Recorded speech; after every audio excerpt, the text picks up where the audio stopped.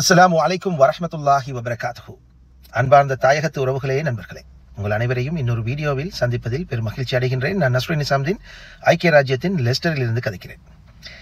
எங்களுடைய வன்னஸ் சேனலுக்குள் உங்களை அன்பாக வரவேற்றுக் கொள்கின்றேன். இன்றைய வீடியோ முழுமையாக இன்சாம் மௌலவி என்று சொல்லக்கூடிய வெளிமடையை சேர்ந்த ஒரு ஹதரத், ஒரு சகோதரருக்கான ஒரு பதிவு. காரணம் என்னென்னு சொன்னால், அவர் என்னுடைய பெயரை சொல்லியே ஒரு வீடியோவை பதிவிட்டு, நான் இருக்கக்கூடிய ஊரையும் சொல்லி சேனலையும் சொல்லி ஒரு வீடியோவை பதிவிட்டு என்னை மிகவும் விமர்சனத்துக்குள்ளாக்கினது மட்டுமில்லாமல் என்னை அவர் ஜட்ஜ் பண்ணியிருக்கிறார். என்னுடைய நிலைமையை அல்லாஹ் எப்படி மாற்றிவிட்டான் என்று கூட அவர் விமர்சித்திருந்தார். எனவே அவர் இந்த சோசியல் மீடியாவிலே நான் போட்ட வீடியோக்கள் எல்லாவற்றையும் பார்த்திருக்க வேண்டும்.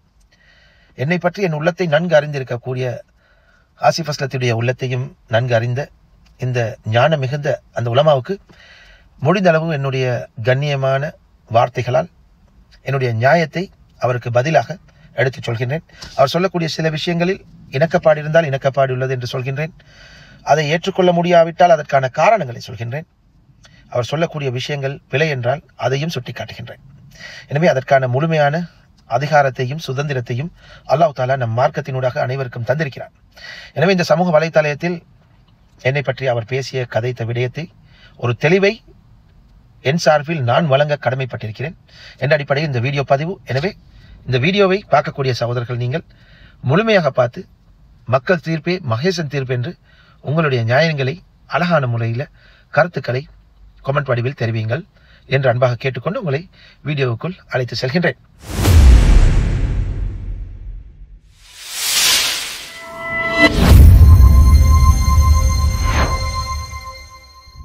யூகே சேர்ந்த அஸ்லிம் பிரதர் வலிமையாக விமர்சனம் சொன்னால் இவரோட வீடியோ முடிக்க வேண்டியது எல்லாரும் தெரிஞ்ச விஷயம்.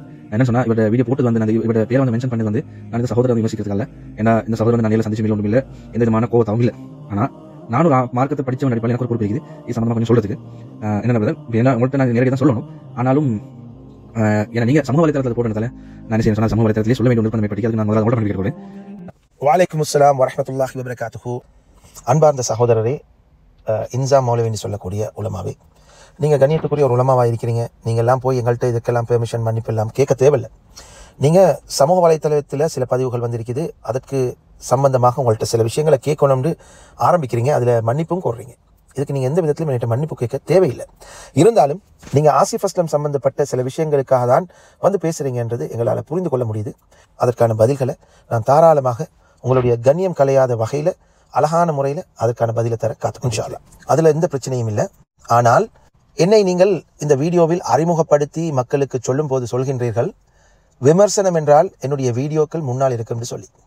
அப்போ என்னுடைய வீடியோக்கள் அனைத்தையுமே நீங்கள் பார்த்தில்லை என்பது உங்களுடைய பேச்சிலிருந்தே திட்ட தெளிவாக விளக்குகிறது. சகோதரர் ஆசிஃப் அஸ்லத்தை விமர்சித்திருப்பது இந்த சில மாதங்களில் விரல் வெட்டெண்ணக்கூடிய சில பதிவுகளினூடாக மட்டும்தான். பாலஸ்தீன மக்களுக்காக நியாயம் கோரி எத்தனை பதிவை நான் பதிவேற்றம் பண்ணியிருக்கிறேன்.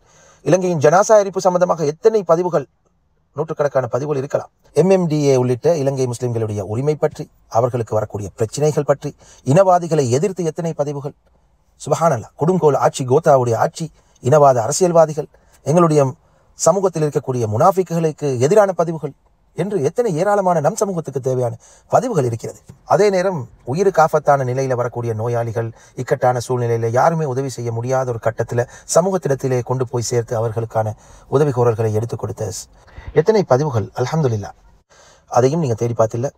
உலக முஸ்லிம்களுடைய, மியன்மாருடைய, இன்னும் உய்கூர் முஸ்லிம்கள், துருக்கியின் பூகம்பத்தின் போது நேரடியாக சென்று அங்கு போய் நான் பார்வையிட்ட சமயம் எத்தனை வீடியோக்கள் போட்டேன், என்னென்ன கர்மங்களை செய்தேன் என்பதையெல்லாம் வீடியோக்கள் ஆதாரங்கள். இது எதுவுமே நீங்கள் அப்போ பார்த்து இல்லை. இன்னும் நாங்கள் செய்யக்கூடிய நல்ல காரியங்கள் எல்லாவற்றையும் இங்கே போட்டு விடவில்லை. அல்லாஹ் பாதுகாக்க வேண்டும். மறைமுகமாக செய்யக்கூடிய சதக்காக்கள் எத்தனையோ செய்து கொண்டிருக்கிறோம்.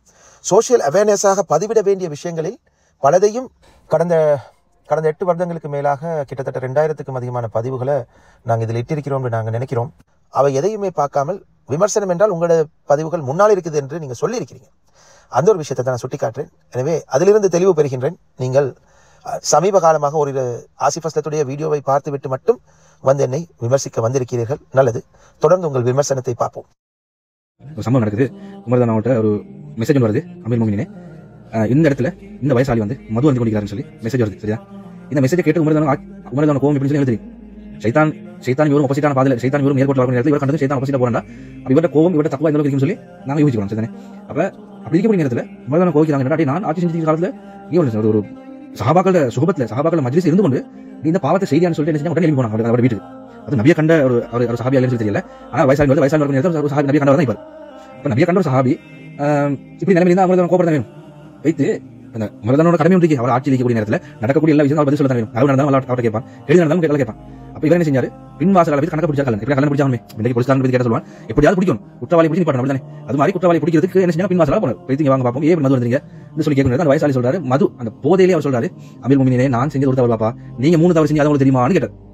உமர் ரலியல்லாஹு பொறுத்த வகையில் அவர் எவ்வளவு பெரிய வீரனாக இருந்தான்னு சொன்னாலும் கான வக்காஃபன் எந்த குர்ஆன் சொல்லி ஏன் சொன்னா சம்பவம் சொல்லக்குள்ள நான் நீண்டு போகுது ஓடியோ நான் சொல்லி சொல்றேன். ஆனா சொல்ல வேண்டிய கட்டாயம் இருக்கு. அப்ப கான வக்காஃபன் இந்த குர்ஆன் வார்த்தை வந்து சரண்டர் ஆயிடுவாங்க. அதனால வாதம் புரியுது அந்த கதையில மறக்க மாட்டாங்க சொல்றானா சரண்டர் ஆயிடுவாங்க. அப்ப சரண்டர் ஆயிடுவாங்க. அப்ப உமர் கேட்டா நீங்க பாரு செய்த தவறு போதாது என்ன நான் செஞ்சேன் நேரத்துல சொன்னாங்க. அந்த வயசாளி சொன்னாரு வீட்டுக்குள்ள போக நேரத்தில் சலாம் சொல்லி போறாங்க சொன்னேன். நீங்க சலாம் சொல்லிட்டு வந்தீங்களா சூரா நூறுல சொல்ல வீட்டுக்குள்ள போக நேரத்தில் சலாம் சொல்லிட்டு அல்லாஹ் சொன்னா நீ செய்யல ரைட். முறை ஒருத்தர் குர்ஆன் ஆயத்தை சொல்லி சொல்றாரு. அது எங்க மது போதையில நாங்க சொல்லி கெட்ட கேட்டு உனக்கு குடிச்சிக்கு நல்ல தலைக்கு தொண்டை வரை ஊத்திட்டு நீ என்ன செஞ்சு குர்ஆன் ஆயத்தை வேலையான்னு சொல்லி வச்சுப்போம். அப்படிதான் நடந்துக்கும். உமர் தான் சொல்றாங்க குர்ஆன் ஆயத்தை ஓத அவர் சரணடைறாரு. அப்ப ரெண்டாவது தவறு வந்து அல்ல சொன்னா முன் வாசலால வரத்தான் சொல்லி வீட்டுக்கு பின் வாசல வைத்து அது லேடிஸ் உரியது பெண்களுக்குரியது அது மறைமுகமான விஷயம். நீங்க நேரா ஃபேஸ் டு ஃபேஸ் அந்த நிச்சயம் ஒரு வீட்டுக்கு நுழையும் பின் வாசலால வைத்து பிடிக்கிறது அதெல்லாம் சரி வராது. இது ரெண்டாவது. சரி மூணாவது சொன்னாரு அடுத்த குறை துரிது ஆறாது நான் மது இருந்தது அது நான் நல்லா பார்த்துக்கொள்றேன். நீங்க ஏன் தேட போனீங்க சம்பவம் உங்களுக்கு நீங்க ஏன் தேட போனீங்க என்று சொல்லி மது போதில கேட்கிறாரு. யார்ட்ட நாட்டுடைய உலகத்துல 2ல 3ல 2 ஆட்சி ஒரு ஜனாதிபதி கேட்கக்கூடிய கேள்வி. ஸ்ரீலங்கன் பிரசிடென்ட் அனுகுமார் டிசான் கேட்கவும் இல்ல, உங்க யூகே பிரசிடென்ட் கேட்கவும் இல்ல, டொனால்ட் ட்ரம்ப் கேட்கவும் இல்ல. கேட்கிற 3ல 2 ஆட்சி ஒரு ஜனாதிபதி கேட்கிற பிரசிடென்ட் மன்னர் அவர் என்ன செஞ்சா யார் கேட்க பார்க்கறது இல்ல. அந்த மைனா சபை எதுவும் இல்ல. அந்த அப்படியாப்பட்ட பவர்ஃபுல்லான ஜனாதிபதி கேட்கிறாரு நீங்க ஏன் குறித்து துரிது அதெல்லாம் நான் பார்த்துக்கொள்ளும் நீங்க உங்களை பார்த்து போங்க என்று சொல்லக்கூடிய நேரத்தில் உமர் ஒன்றும் பேசல. அந்த ஹதீஸ் எப்படி சொல்லப்படுதுன்னு சொன்னா அவரோட கையில ஒரு பொருள் சில மக்கள் சொல்றாங்க சாவின்னு சொல்றாங்க, இன்னும் சில மக்கள் ஒரு விளக்கம் சொல்றாங்க. அது அப்படியே பல்ல கடிச்சு கொண்டு எனக்கு நாசம் இந்த மாதிரி தேவதானா என்ற மாதிரி ஒரு நோக்கத்தை பல்ல கடிச்சு அப்படியே வெளியே போனாங்க. போனதுக்கு பிறகு உமர் மஜ்லிஸ் செய்யக்கூடிய நேரத்தில் இவர் வராது வந்ததுக்கு இந்த சாபி கூப்பிட்டு கேட்கறாரு. அந்த வயசாளி கூப்பிட்டு கேட்கறாங்க பாருங்க நீ உங்க வீட்டில் நடந்த சம்பவம் நான் யார்ட்டுமே சொல்லல, அமைச்சர் மட்டும் சொல்லவும் இல்ல, ஒரு கம்யூனிட்டி பொறுப்பான சொல்லவும் இல்ல, மஸ்ஜித் நிர்வாகிகளுக்கு சஹாபாக்கள் சொல்லவும் யார்ட்டுமே சொல்லல, எனக்குள்ள மட்டும் தான் சொல்லி அந்த வயசாளி காது சொல்லக்கூடிய நேரத்தில் அந்த வயசாளி சொன்னார் அமீர் முஃமினீனே நானும் நீங்க உங்களை எதிர்த்து பேசினது மது போதில எதிர்த்து பேசியது மது தெரிஞ்சதும் அமீர் முஃமினீன் எதிர்த்து பேசினேன். ஆனால் அவர் அல்லாஹ்க்காக ஒன்றுமே செய்யலைன்னு சொல்லி நானும் நீங்க வந்துட்டு போனது இது வரைக்கும் நான் மது தொட்டு பார்க்கலன்னு சொல்லி சொன்னாங்க. அப்ப நான் கேட்கிறேன் இது வந்து துளி ஆராயத்துக்கு எவ்வளவு விஷயம் அதை பார்த்து சோசியல் மீடியாவில் செய்யுது நீங்க விழிப்புணர்வு செய்யறது சரி பிரதர் சரியா விழிப்புணர்வு செய்யற பேர்ல படிச்சவனுக்கு விளங்கும் நீங்க வேணும்ண்டே மம்பிக்கிறது விளங்குது. நீங்க எவ்வளவு தான் அதை சொன்னாலும் எவ்வளவு தான் நான் சகோதர ஆசிஃப் அஸ்லாமுக்கு சார்பா பேசவும் இல்ல அல்லது யாருக்கு நான் சார்பா பேசவும் இல்ல மார்க் அடிப்படையில் நான் சொல்றேன் நீங்க வேணும்ண்டே மம்பிக்கிறது வருது. நீங்க இந்த பதிவுல உமர் ரலியல்லாஹு அன்ஹு அவங்களோட காலத்துல நடந்த ஒரு சம்பவத்தை பதிவு செய்றீங்க. இது ஹதீஸ்னு சொல்றீங்க. இது ஹதீஸ்னு சொன்னா எந்த ஹதீஸ் கிரந்தத்துல சஹீஹ் புகாரியா முஸ்லிமா எதுல இது இடம் பெற்று இருக்கிறது? இது ஹதீஸ் எப்படி சொல்ற? ரசூலுல்லாவை தொட்டு ஒரு சம்பவம் அறிவிக்கப்படுது, சஹாபாக்கள் ரசூலுல்லாவுடைய சொல் செயல் அங்கீகாரத்தை பத்தி சொல்றாங்கன்னா அது ஹதீஸ். நீங்க சொல்றது உமர் அலி அவங்களோட காலத்துல நடந்த ஒரு சம்பவம். அப்ப அது ஹதீஸ் ஆகுமா? இதுதான் கேள்வி. ஆனா இது ஹதீஸ்ல இடம்பெறக்கூடிய ஒரு சம்பவம்னு சொல்றீங்க. அது எந்த ஹதீஸ் கிரந்தத்துல எத்தனாவது ஹதீஸ்ன்றதை நீங்க குறிப்பிடல. இது நான் கேட்பதை நீங்க தவறாக சித்தரிக்கவும் மானும், இதுக்கு ஆதங்கப்படவும் மானும். இதை முடிஞ்சா இதுக்கு சரியான விளக்கத்தை தாங்க. இன்னொரு விஷயம் வந்து இப்ப இதுல சொல்றீங்க உமர் ரலியல்லாஹு தஆலா அன்ஹு அவர்களை என்னோட ஒப்பிட்டு என் ஸ்தானத்தில் வைத்து கதைக்கிறீர்கள். ஆசிஃப் அஸ்லம் அவர்களை ஒரு குடிகாரனாக நினைத்து குடிகாரனுடைய ஸ்தானத்தில் நடந்த ஒரு சம்பவத்தை அவருக்கு உதாரணம் காட்டுகிறீர்கள். இப்போது நான் ஒரு உமர் ரலியல்லாஹு அன்ஹு போன்ற ஒரு கலீஃபாவும் அல்ல, அவருடைய ஈமானுக்கும் என்னுடைய ஈமானுக்கும் கிட்ட வைக்கவும் முடியாது. என்றாலும் அல்லாஹ் தஆலா நாடினால் அந்த நல்லடியார்களோடு என்னை நாளை கியாமத் நாளில் எழுப்ப போதுமானவன். ஆனால் நான் வேணுமென்றே வம்பிழுக்கக்கூடியவன் என்பதை ஒரு சில வீடியோக்களை பார்த்து நீங்க சமூகத்துக்கு எத்தி வைக்கிறீங்க. அதை எப்படி சொன்னீங்க? எந்த அடிப்படையில் சொன்னீங்க? என்னுடைய உள்ளத்தை உங்களுக்கு தெரியுமா? உள்ளத்தை அறியும் ஞானத்தை அல்லாஹ் உங்களுக்கு தந்திருக்கிறானா? அது குர்ஆன் சொன்னதுக்கு எதிரான ஒரு வார்த்தையா இல்லையா? உங்களுக்கு யார் அந்த அதிகாரத்தை தந்தது என்று நான் கேட்கிறேன். அது குர்ஆனில் சொன்ன விஷயம் தானே, உள்ளங்களை அறிந்தவன் அல்லாஹ் என்று ஹதீஸில் சொன்ன விஷயம் தானே. அப்ப நீங்கள் அதை மீறி இல்லையா? அதை சிந்திக்கவில்லையா? அடுத்ததாக நீங்க சொல்லக்கூடிய பதிவு பண்ணக்கூடிய இந்த சம்பவத்தையே நான் சொல்கின்றேன். உமர் ரலியல்லாஹு அன்ஹு அவர்கள் சிறிய 3 தவறுகளை விட்டார்கள். அந்த இடத்தில் அந்த தவறை சுட்டிக்காட்ட தகுதியை இழந்து விட்டதனால் தான் அவர்கள் அங்கே கோபத்தில் அங்கிருந்து வெளியேறிவிட்டார்கள். நான் ஆசிஃப் அஸ்லத்தை கண்ணியமாக தான் முதலாவது பேசினேன். அவருடைய வீட்டுக்கு பின்னால் அவருக்கு சலாம் சொல்லிதான் அவருக்கு பேசக்கூடிய பதிவுகளில் சமூகத்தை நான் அழைக்கின்றேன். சாந்தியும் சமாதானம் உங்கள் மீது உண்டாகட்டும் என்று தான் ஆரம்பித்தேன். சலாம் சொல்ல நான் மறக்கவும் இல்லை, மறுக்கவும் இல்லை. அதே போல ஆசிஃப் அஸ்லருடைய வீட்டுக்கு பின்னால் நான் போகவும் இல்லை. அதே மாதிரி அவருடைய தனிப்பட்ட குறைகளையும் அவர் விபச்சாரம் செய்தாரா, குடிச்சாரா, தூள் குடிச்சாரா என்று நான் மக்களுக்கு சொல்லவில்லை. ஆனால் அதை மக்களுக்கு சொல்பவர் அவர்.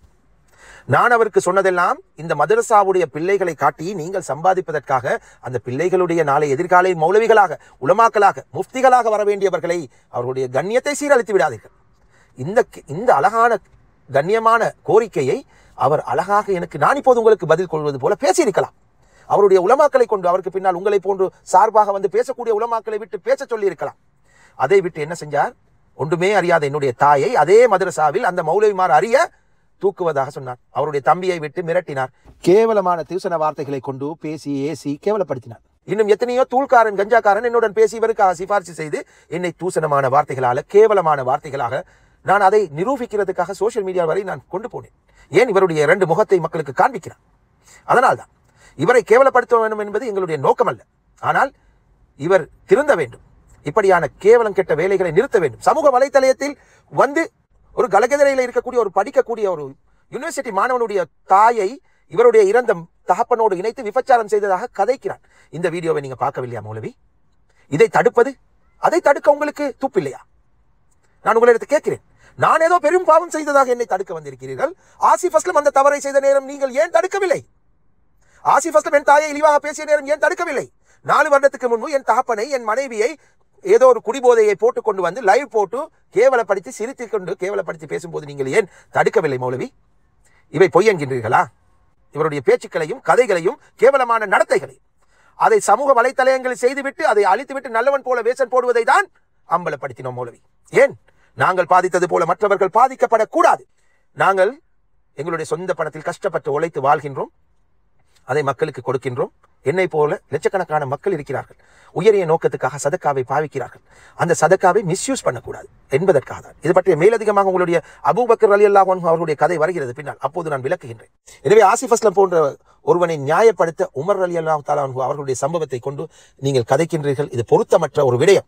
இது அவர்களையே கேவலைப்படுத்துவது போன்ற ஒரு பதிவாக தான் நான் காண்கிறேன். இது என்னுடைய தனிப்பட்ட கருத்து. இதற்காக நீங்கள் அல்லா இடத்தில் மன்னிப்பு கோரிக்கொள்ளுங்கள் மௌலவி அவர்களே. உமர் அலி அந்த இடத்தில் நடந்து கொண்டது பிழை என்கிறீர்கள். பிழை அல்ல. மடையனுடன், பைத்தியக்காரனுடன், புத்தி கெட்டவனுடன் அங்கே பேச்சுவார்த்தைக்கு இடமில்லையே. திருத்த போனார்கள். ஒரு மனிதன் அவன் திருந்துவான் என்று. அந்த இடத்தில் கோபம் வந்ததனால் அவர் தவிர்ந்து கொண்டார் என்று நான் நினைக்கிறேன். என்னுடைய விவகாரத்தில் இந்த சம்பவத்தை எடுத்து நீங்கள் பகிரங்கமாக குற்றம் சுமத்தி இருக்கிறீர்கள், வேண்டுமென்றே வம்பிழுப்பவனாக. எனவே அல்லாஹ் தஆலா கியாமத் நாளில் உமர் ரலியல்லாஹு அன்ஹு அவர்களை சாட்சியமாக வைத்து எனக்கும் உங்களுக்கும் இதனுடைய உண்மையான தன்மையை இன்ஷா அல்லாஹ் விளக்குவான் என்று நான் நம்புகிறேன். நான் உங்களுக்கு இதுக்கு முன்னாடி நான் சம்சம் ஃபவுண்டேஷன் விஷயம் ஒரு பதிவு நீங்க யூஸ் முஃப்தி அம்பில் தானே அந்த 2 விஷயத்தை பொய்யா சொல்லி மாட்டி கொண்டு MKK என்று சொல்லி சேனல் எடுத்து சொல்லி அதுக்கு ஒரு 2வது வீடியோ எடுத்து போட்டு இல்ல அந்த பாடசாலை ஆசிரியரோடையும் சகோதரர் ஃபர்சானுடைய வேண்டுகோளுக்கு நீங்க போட்டு சொல்லி அதை மாட்டிக்கோங்க. அந்த டைம்ல நான் வீடியோ பதிவு செய்ய சொன்னேன். நீங்க எதிரி நிகழ்ச்சி எடுத்தீங்கன்னு சொல்லி கேட்கறது. நான் சொன்ன விஷயம் என்ன சொன்னா, அவங்களுக்கு சொல்ல விஷயம் என்ன சொன்னா, இந்த விஷயங்களை அதாவது பராசைப்படுத்தாதீங்க, அடுத்த குறை இதாக்காதீங்க. இப்ப நீங்க விமர்சிச்சு வீடியோ போடுறீங்க, அது விமர்சிச்சு வீடியோ போடுறீங்க. அந்த நேரத்தில் அவர் முஸ்ஸாலின் தௌபா செஞ்சுப்பாரு. நாளைக்கு உங்களுக்கு பனிஷ்மென்ட் தெரியுமா? அந்த தவறு செய்ய வைக்காம மொத்தக்க மாட்டோம். ஏன்னு சொன்னா தவறு செய்யறவங்களா இருந்தா அதை வெளிக்கொண்டு வாரு அல்ல பொறுப்பு. அதை வெளிக்கொண்டு வரதும் அதை மறைச்சு மன்னிக்கிறதும் நல்ல வேலை. அதை மறைச்சு அவன் நாடினா மறைச்சு மன்னிப்பான், அவன் நாடினா பரிசுப்படுத்தும். அது எங்களை கையடிக்கலாம். ஆனா இப்ப இன்னைக்கு இந்த வீடியோ ரெக்கார்டிங் பண்ணக்கூடிய நேரத்திலையும் கூட இந்த வீடியோ நான் சம்பூர்ணமா இந்த ரெக்கார்டிங் பண்ணி நேரத்தில் கூட உங்களுக்கு கேவலப்படுத்த வீடியோ வந்து நான் வேணா அதையும் மென்ஷன் பண்ண விரும்பல. ஏன்னா நான் இவ்வளவு தூரம் மார்க்கம் பேசி நீங்க செய்யற தவிர நான் செஞ்சேன்னு சொன்னா எனக்கு உங்களுக்கு வித்தியாசம் இல்லை. பாருங்க பிரதர், நீங்க ஒரு தவறை செய்ய ஆரம்பிச்சு ஆசிஃப் அஸ்லத்துடைய குறைகளை மறைச்சி என்னுடைய குறையை துருவி ஆராயணும்னு வந்து நீங்க என் மீது சுமத்தக்கூடிய குற்றங்களுக்கு நீங்க தான் தகுதியானவராக மாறிட்டீங்க. நீங்க வேணுமென்னே வம்பிற்கு வந்தவராக நீங்களே காண்பித்து விட்டீங்க. இப்போ சொல்றீங்க பாருங்க மருவா, ஜம்சம்முடைய அந்த விவகாரத்தில் நீங்க முதல் போட்ட வீடியோவில் MKKல வந்தது என்று சொன்னீங்க. அதுக்கப்புறம் சொன்னீங்க இல்லை அது வந்து அவங்க கேட்டுக்கொண்டதுங்கன்னு போனேன். நான் இல்லைன்ற வார்த்தையை பாவிக்கவே இல்லைங்க. அங்கே நான் சொல்லியிருந்தது 2 விதமான உண்மை.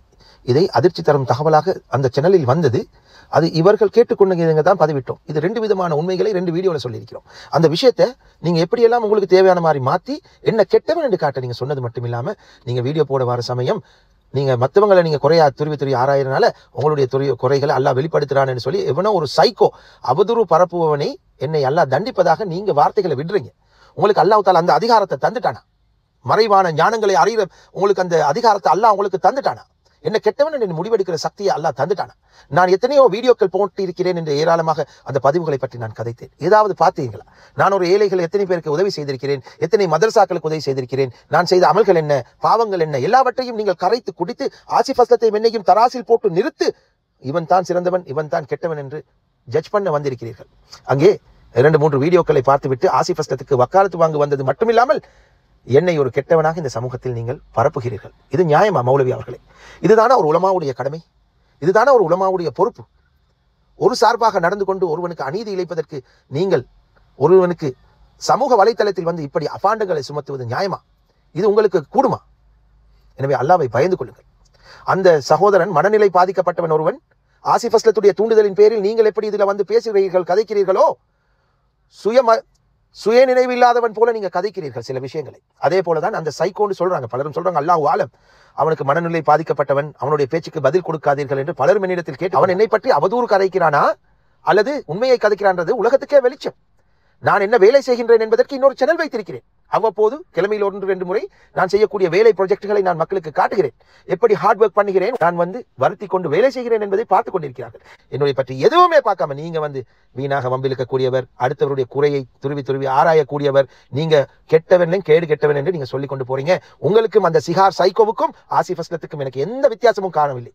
நான் இதை சொல்வதால் நீங்கள் தரைக்குறைவாக எடுக்க வேண்டாம். இது என்னுடைய கருத்து, அதை நான் சொல்லிதான் ஆக வேண்டும். நீங்கள் அப்படிப்பட்ட வார்த்தைகளை கதைத்து பேசினால் அதுதான் உங்களுக்கு சொல்ல வேண்டும்.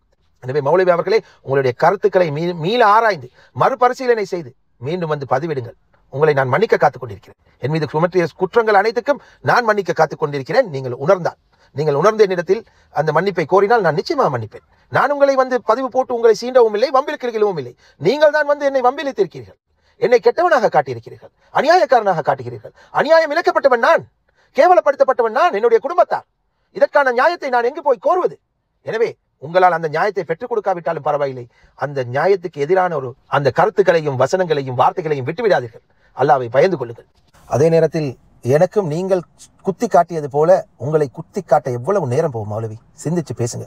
ஏனண்டா நீங்க அடுத்தவங்களை கேவலப்படுத்த தொடங்கிட்டீங்க. அதனாலதான் அல்லாஹ் தாலா இன்னொருத்தர் மூலமாக உங்களை கேவலப்படுத்துறான்னு குத்தி காட்டுறீங்களே. நீங்க இந்த மாதிரி கல்லனுக்கும் குப்பாடியனுக்கும் நீங்க கடைக்கு வைத்து துணை வைத்து கொண்டு வக்காலத்து வாங்கி வருவதனால் தான் அல்லாஹ் உங்களை இப்படி வைத்திருக்கிறார் என்று சொல்லி நான் சில விஷயங்களை சுட்டிக்காட்ட, நேரடியாக குறித்து காட்ட விரும்பவில்லை. உங்களுக்கு தெரியும் உங்களுக்கு அல்லாஹ் தாலா தந்திருக்கும் குறைகள் என்ன, நிறைகள் என்ன என்பது. எனவே நீங்கள் சிந்தித்து பேசுங்கள்.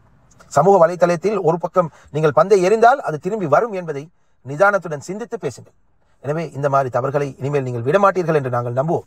அதே நேரத்தில் இன்சா மௌலவி அவர்களே, நீங்க இப்படியான ஒரு பதிவை போட்டு என்னுடைய பேரை சுட்டிக்காட்டி இப்படியாக என்னை இழிவுபடுத்துவதன் நோக்கத்திலோ அல்லது நீங்கள் உங்களை அறியாமலேயோ இந்த தவறை இழைத்தது மட்டுமில்லாம, அதே நேரத்தில் நீங்க என்ன செய்றீங்க, ஆசிஃப் அஸ்லத்துக்கு இன்னொரு வாய்ஸ் கட்ட கொடுத்து இதை உங்களோட பேஜ்ல போடுங்கன்னு கொடுத்து அதுல அவரோட போட்டோவோட போட்டிக்குது. இப்ப என்ன வந்து நான் செய்வது பிழைன்னு சொல்லி சுட்டிக்காட்டி வேண்டுமென்றே வம்பிழுக்கக்கூடியவன், அல்லாஹ் இவனை தண்டிக்கிறான், இவன் மற்றவங்களை கேவலப்படுத்துவதால் இவர் தண்டிக்கிறார், இப்படிப்பட்ட மெசேஜ்களை கொடுத்தது மட்டுமில்லாம நீங்க ஆசிஃப் அஸ்லம் செய்யக்கூடிய காரியங்கள் மார்க்கத்தில் அனுமதிக்கப்பட்டது, அவர் செல்லும் வழி நேரான வழி என்று கூட நச்சான்றிதழ் நீங்கள் வழங்கிக்கிறீங்க.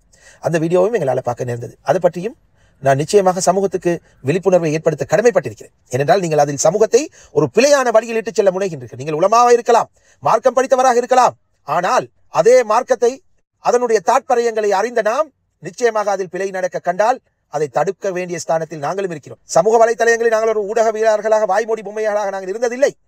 தடுக்க முடிந்த அளவில் நாங்கள் தடுப்போம். அது எந்த கோட்பாட்டை சேர்ந்தவராக இருந்தாலும் எங்களுக்கு பரவாயில்லை. அந்த அடிப்படையில் தான் இந்த விஷயத்தையும் நாங்கள் மக்களுக்கு தெளிவுபடுத்த கடமைப்பட்டிருக்கிறோம். முதலாவது நீங்க பேசின விஷயத்தை கொஞ்சம் முன் வச்சுட்டு நான் பேசுவேன். முதலாவது விஷயம் ஒரு சம்பவத்தை நான் சொல்றேன். அபூபக்கர் ரலியல்லாஹு அவங்க ஆட்சி பொறுப்பெடுத்த மரணம் என்ன செய்யறாங்க எல்லாரும் தெரிஞ்ச சம்பவம். அவங்க என்ன செஞ்சாங்க, வேலை போயிட்டாங்க. மக்கள் வந்து பார்க்குறாங்க அமீர் முஃமினீன் அவர்கிட்ட சீட் இல்லை, வேலை செய்ய வேலை டைம் டியூட்டி டைம் அவர்கிட்ட சீட் இல்லாமல் இந்த மக்கள் யோசிப்பாங்க. அப்போ ஈவினிங் டைம் அப்படி நேரத்தில் யாரை பற்றி கேட்குறாங்க, அபூபக்கர் ரலியல்லாஹு பற்றி கேட்குறாங்க. அமீர் முஃமினீன் நீங்க பாருங்க, இப்போ நீங்க மக்களுடைய வேலையை செய்யறதுக்கு நாங்கள் என்ன செஞ்சுக்கிறோம், தெரிவு செஞ்சோம்.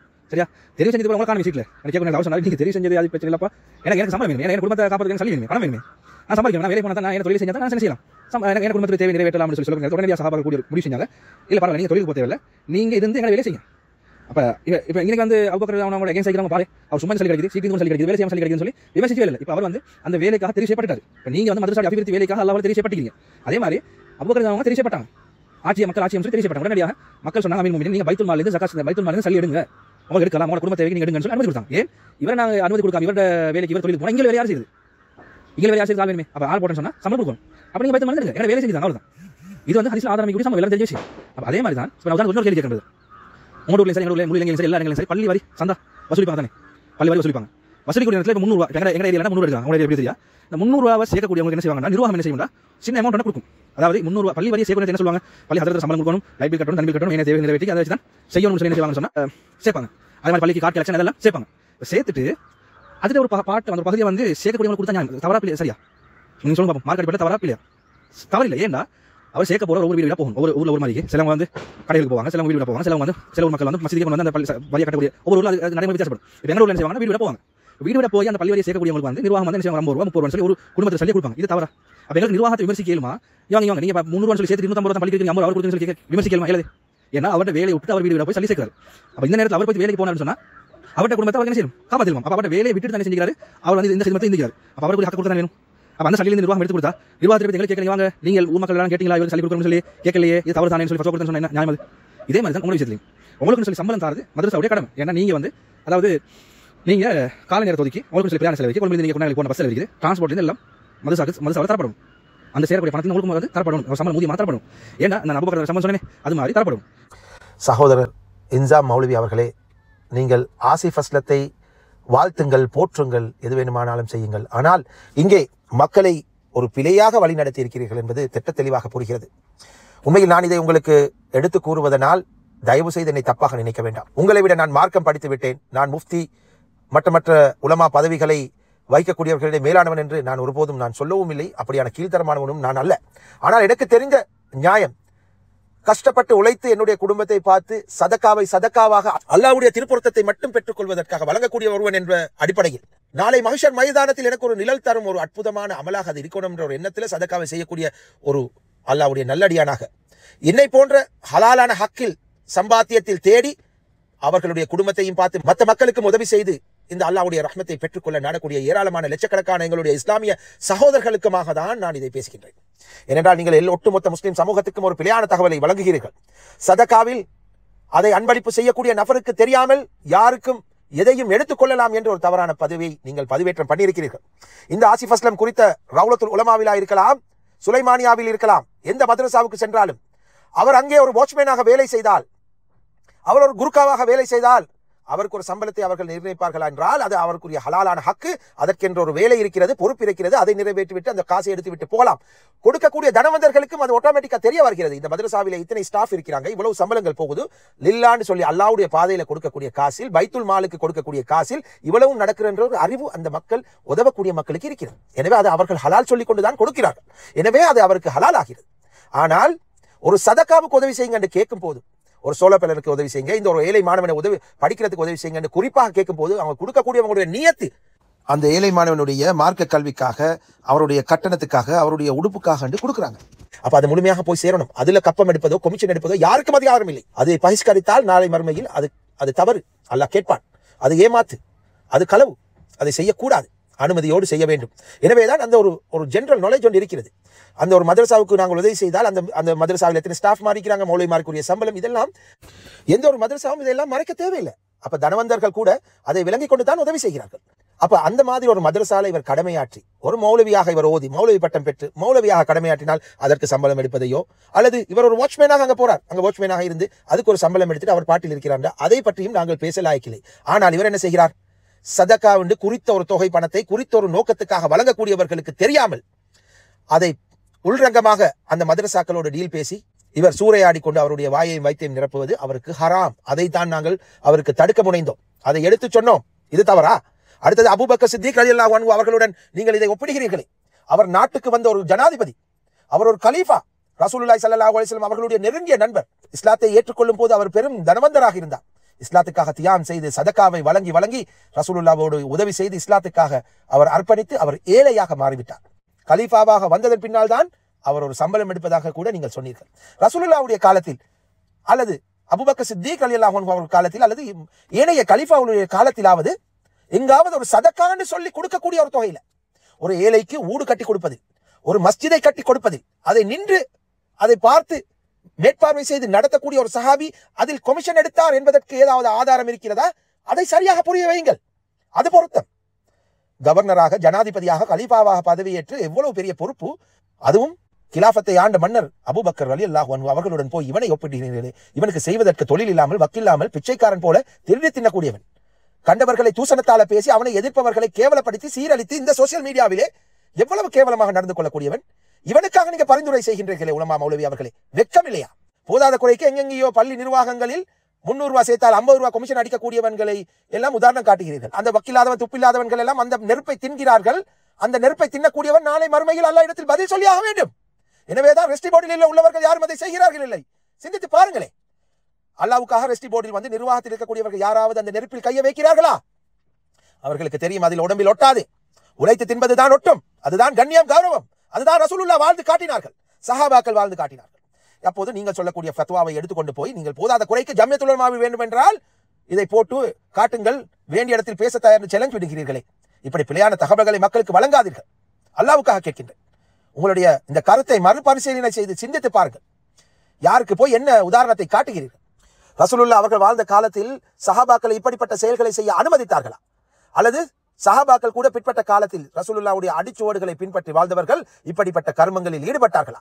சதகாக்களை அதை கொடுக்கின்ற தனவந்தர்களுக்கு தெரியாமல் அதில் ஒரு பகுதியை எடுத்துக்கொண்டு அபகரித்துக் கொண்டார்களா? அவர்களை ஏமாற்றி பிழைத்தார்களா? இப்படிப்பட்ட விஷயம் ஹதீஸ் கிரந்தங்களிலோ சஹாபாக்கள் சரிதைகளிலோ வந்திருந்தால் அதை பற்றி மக்களுக்கு எடுத்து சொல்லுங்கள். வீணாக மக்களை வழிகெடுக்கும் வகையில் இப்படிப்பட்ட சர்ச்சைக்குரிய விடயங்களை கதைத்து நாளை எல்லா ரெஸ்டி போர்டிலும் இருக்கக்கூடியவர்கள் இந்த ஃபத்வாக்களை எடுத்துக்கொண்டார்கள் என்றால் நாளை சம்பளம் எடுக்க தொடங்கி விடுவார்கள். அல்லாவுக்காக கண்ணியமாக உழைச்சி சம்பாதிச்சு சதகான்ற பேர்ல கண்ணும் கருத்துமாக அந்த மக்களுக்காக கொடுக்கக்கூடிய காசுகளை அவர்களுடைய நேரம் காலங்களை செலவழித்து அதை எடுத்துக் கொடுப்பவர்கள் பல நூற்றுக்கணக்கானவர்கள், லட்சக்கணக்கானவர்கள் இருக்கிறார்கள். அவர்கள் எல்லோரும் இப்படி கமிஷன் அடிக்க தொடங்கிவிட்டால் இந்த சதகாவுடைய கண்ணியம் எங்க போவது? நாளை அரசுடைய மைதானத்தில் அது எங்களுக்கு நிழல் தருமா? இந்த வாழ்க்கையில் மட்டும் எங்களுக்கு கூலியை தந்துவிடும், ஆனால் மறுமையில் எல்லோரும் வெற்று கையோடு தான் போய் நிற்க வேண்டிய ஒரு நிலை ஏற்படும். எனவே அன்பான மௌலவி அவர்களே, இதை பற்றி சிந்தித்து பாருங்கள்.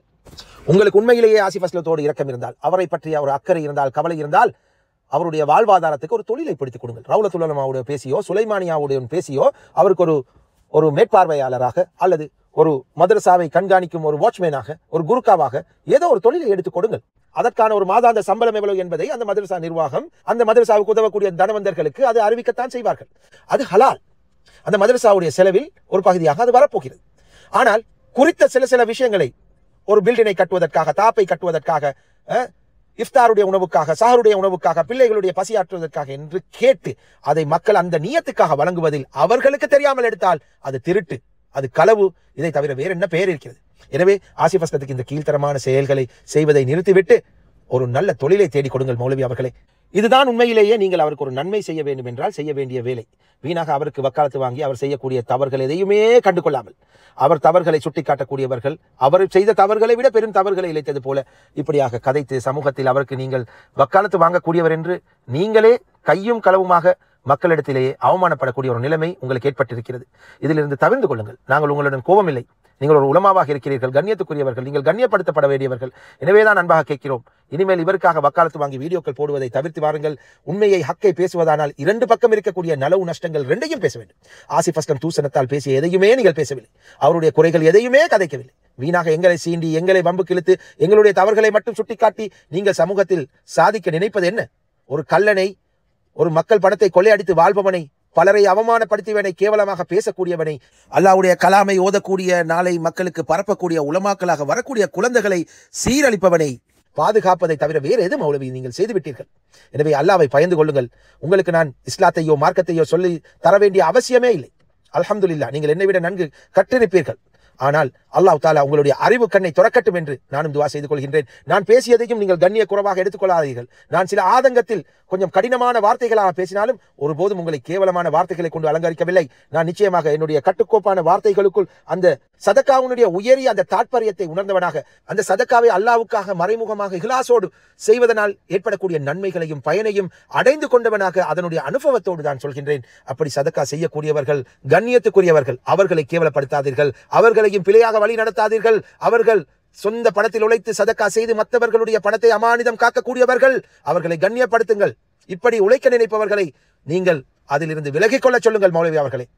தொழில் ஏராளமாக இருக்கிறது. சதக்காவை தொழிலாக மாற்ற நினைப்பவர்கள், தகாத பழக்கங்கள் இருக்கக்கூடியவர்கள் இன்று மதரசா மாஃபியாவுக்குள் காலடி எடுத்து வைக்கின்றார்கள். இன்னொரு 10 வருடம் போனால் நீங்கள் ஊக்குவிக்கும் ஊக்குவிப்பு அதனுடைய பாரதூரத்தை நீங்களே அறிந்து கொள்வீர்கள்.